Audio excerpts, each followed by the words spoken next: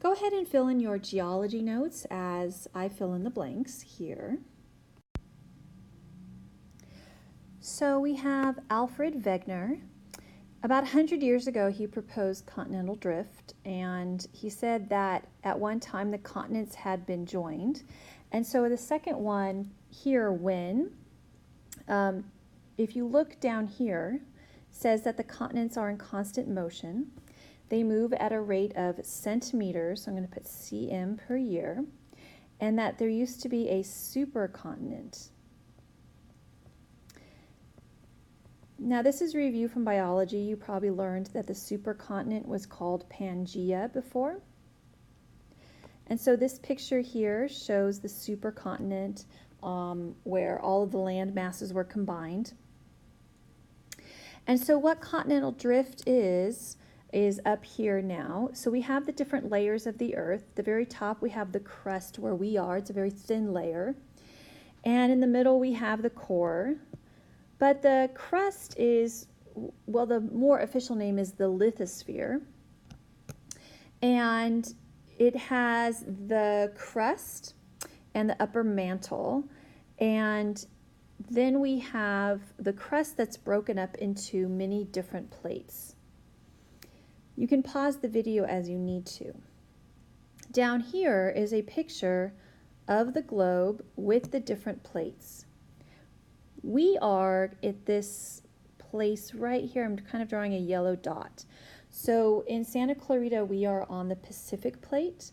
And then once you get about to Palmdale, which is about 20 miles east of us, you are on the North American plate. And so the lithosphere is broken up into 8 major plates and many more minor plates. We are on the Pacific plate, which is one of the major plates.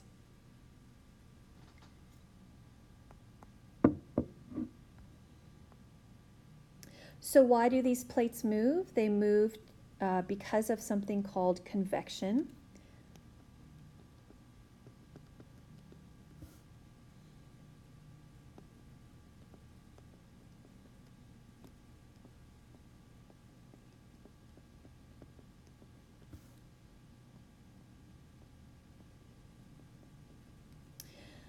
So under the Earth's surface, we have hot lava here. Okay, and underneath the crust, it's called magma. And so hotter magma rises and cooler magma falls. And then hotter rises and cooler falls. And it does them in this circular shapes.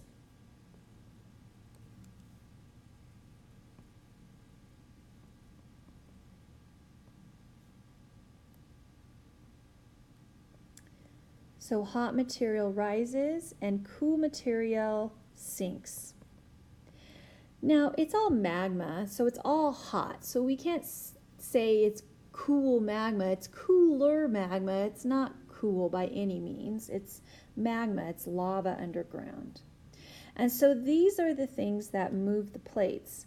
So the plates, the crust is above this, and so this crust is going to move this way, and this crust is going to move this way, pulled by this lava underground, this magma underground that's moving in these circles. And the circles are called convection currents or convection cells. They're synonyms. Okay, so at these different plate boundaries, we have 3 different processes going on. So you can see all of these lines here are the plate boundaries. Some of the plates are sliding past each other, some are going apart, some are coming together. So let's take a look at these.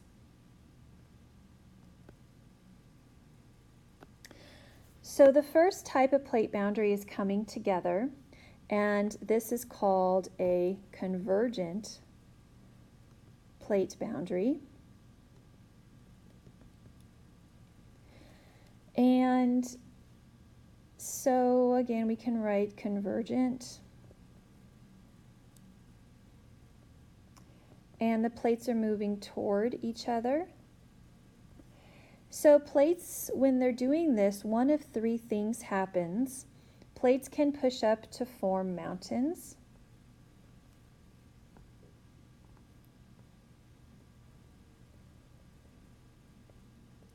Or one can slip beneath the other in something called a subduction zone. And we're going to sketch this out together. The next one is called divergent, so it's moving apart. And under all of these plates is magma. So we have hot magma under all of these plates. These ones, it's under here. It doesn't come into play with transform plate boundaries. Okay, so when these plates are moving apart, well, this is usually in the ocean. So we have this underwater, and I'm going to go ahead and draw a fish to show you it's underwater. Most of this process happens in the ocean. There's a famous one called the Mid-Atlantic Ridge where this is occurring.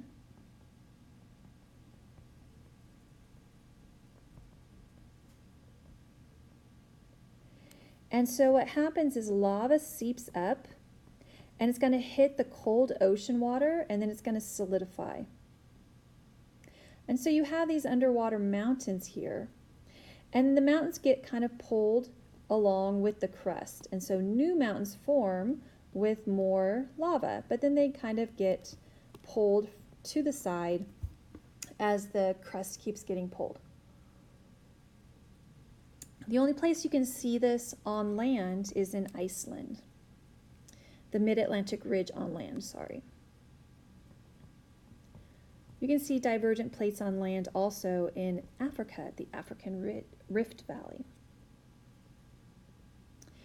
So they're moving away from each other, and new crust is formed when magma rises to the surface between the plates. The next one is transform plate boundary. This is the type we have.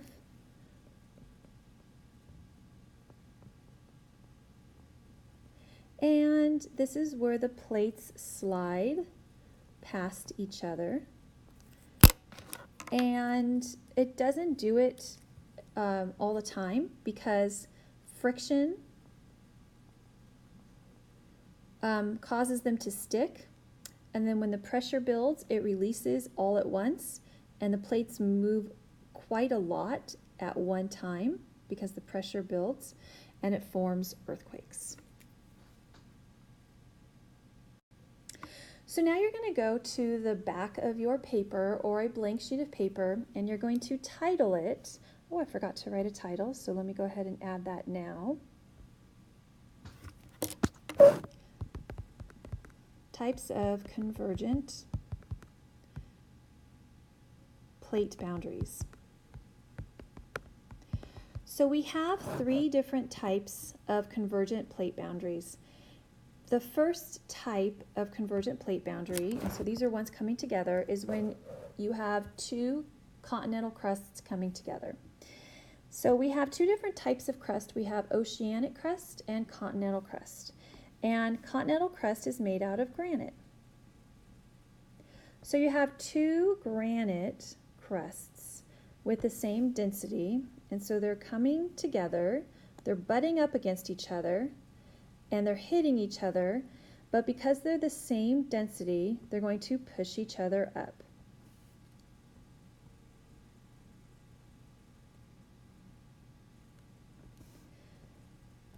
And they're going to form mountain ranges.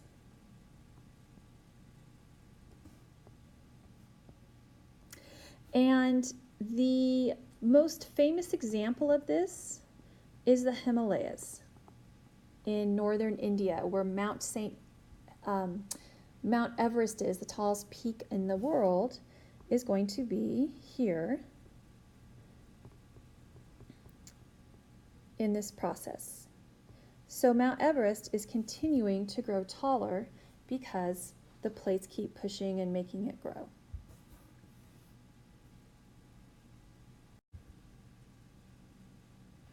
The second type of convergent plate boundary is when we have oceanic crust and oceanic crust. So oceanic crust is made out of basalt, and continental crust, like we learned, is made out of granite.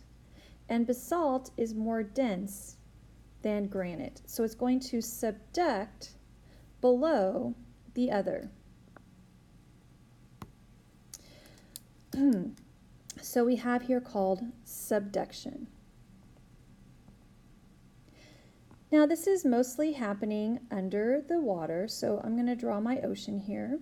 I'm going to make it hit the land, and I'm going to draw a fish to show you that's underwater. And down here is our magma.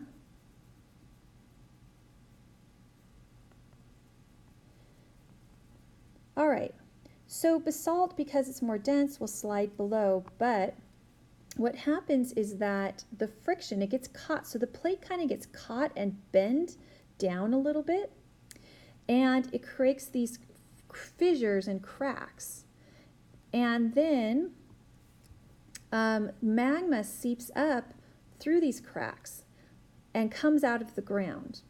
When it does that, it's going to hit the cooler air and it's going to solidify into rock and create igneous rock.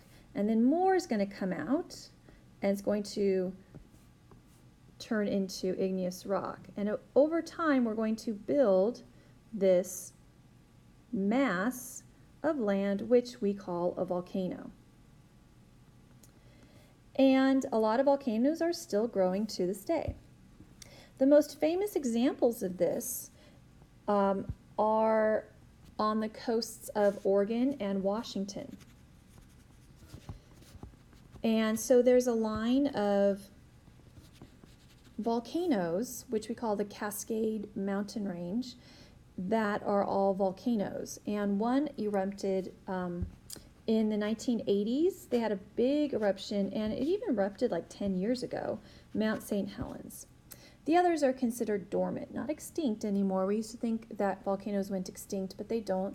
They just sleep for a little while, they go dormant, and then they can become active again. So there's a whole line of these volcanoes along the coast because the plate boundary goes for several hundred miles, and so it creates this type of thing all along that coast. We don't have this situation off of our coast in California. So we don't have the volcanoes down here. We also don't have a huge tsunami risk because here's what happens. So over here, the plate gets bent, and then eventually it snaps back. And when it does this, all this water is displaced.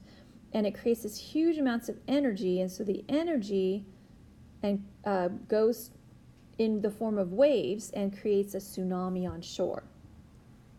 And so Oregon and Washington have a big tsunami risk off of their shores because they have this subduction zone right off of their coast.